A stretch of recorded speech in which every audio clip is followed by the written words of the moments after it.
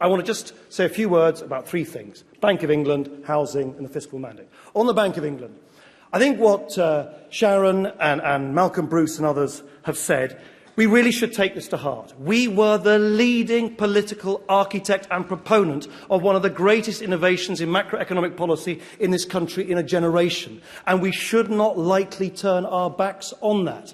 And simply chopping and changing constantly the mandate that politicians might want to hand down to the Bank of England only increases the uncertainty that all speakers have said is very destructive of further economic confidence and recovery.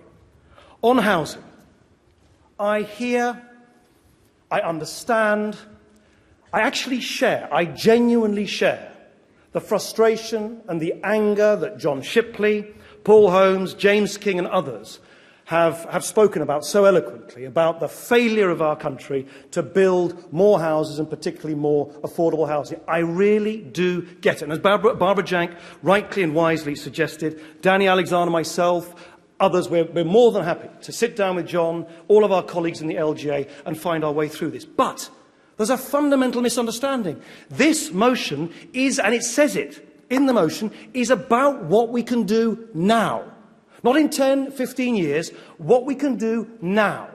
And it is my sincerely held belief that what it says in the motion, which is all about allowing councils for the first time, free of some of the shackles imposed upon them by Treasury, to basically swap the capital allowances that they're given to build houses to do so. If we get that done, we will build more affordable homes now.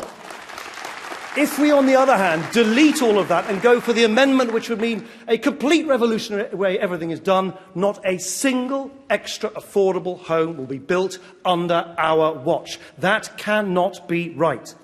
Finally, on the fiscal mandate. The first thing I'd say is just to dispel this myth that if we continue to stick to the plan, that we will deal with the structural deficit, and let me stress this, not by next year, not at some breakneck speed by the year after that even, but into the second half of the next Parliament. We are committed to dealing with this black hole in our public finances by 2018.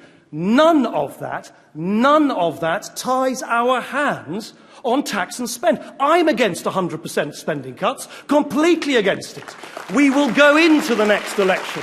We will go into the next election in favour of more fair taxes and not follow George Osborne's plan, such that it might be, to only make further savings out of spending cuts. Of course we're not going to do that. That's not Liberal Democrat. It won't happen under my watch. It will not happen. And nothing prevents us from doing that. Nothing prevents us from having independent policies on broadband, on skills, on housing, on all the other crucial issues where our voice, our independent voice, is so essential.